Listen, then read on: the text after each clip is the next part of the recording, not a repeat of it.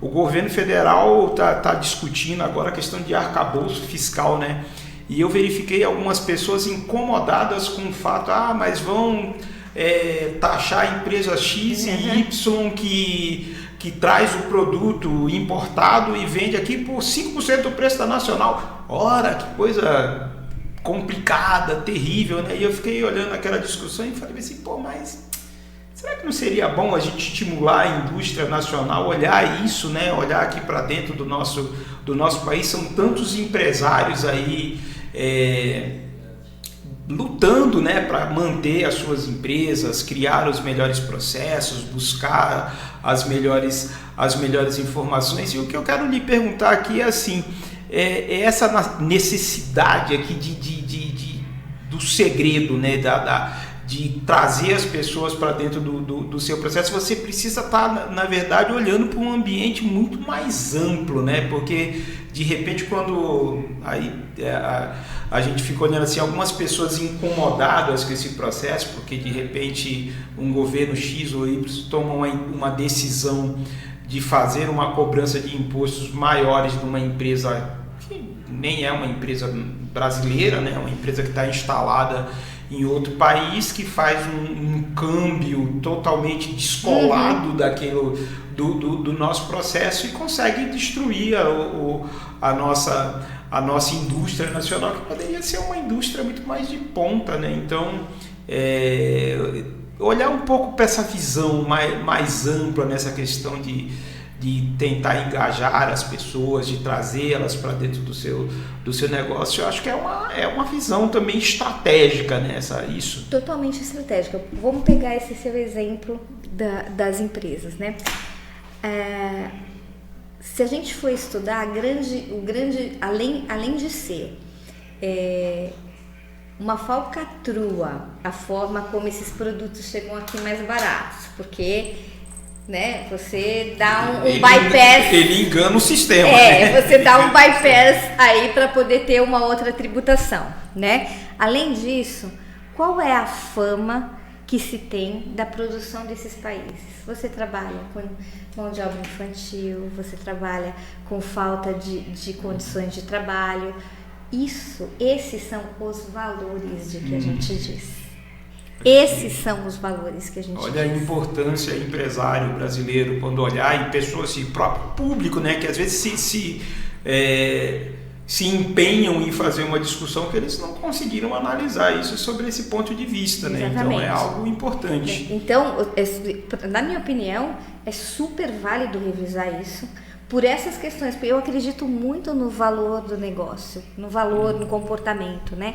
Quando a gente está falando de valores, a gente fala, geralmente está aquela coisa linda, maravilhosa lá no quadro de avisos das empresas, né? Que tem lá honestidade, respeito à pessoa, diversidade, né? Que são os valores básicos, né? Mas isso só faz sentido se isso for exemplificado nessa cultura organizacional, que é a prática disso, né? Então isso passa por, se tem respeito escrito naquela plaquinha, passa pelo dono chegar e conversar com o faxineiro que está na porta.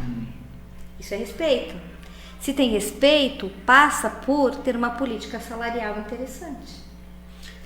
Se tem respeito, passa por você ter uma forma de avaliar a sua pós-venda, que é o respeito em todos os stakeholders.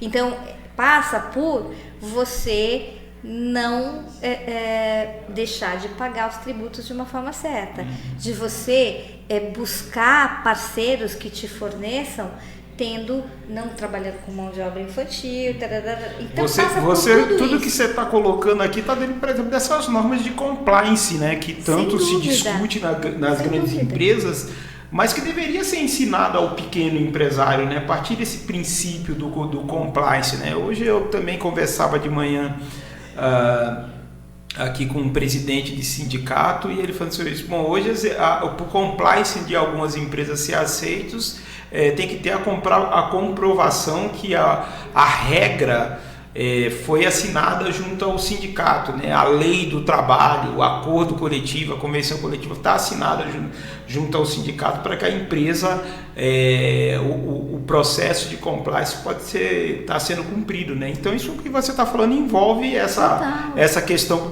que é tão discutida, né, hoje de certificação, de o compliance, ESG, tem tudo a ver com de isso. cumprimento, está tudo dentro.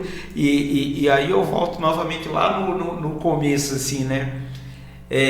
A importância de quando você se predispõe a criar um negócio, mas mesmo que o seu negócio já esteja criado, é importante você parar às vezes e falar repensar. Eu tô conseguindo enxergar todos esses processos, eu tô conseguindo entender o que está acontecendo no mercado, entender o que os governos estão propondo, essa proposta desse governo é boa, é ruim, tal, analisar o que realmente aquilo pode trazer de positivo para a sua empresa ou não, né? É um momento de posicionamento, porque isso pode mudar até a forma desse planejamento, né? Dos elementos que vão compor esse planejamento, né? Sim, e a tua empresa de uma forma geral, né? Quando a gente fala de cultura, que a gente fala que é de colocar essa identidade empresarial, missão, visão e valores em prática, como eu dizia, né? Ela quando você tem isso muito claro, você vai começar a contratar as pessoas pelos valores delas e não pelas técnicas.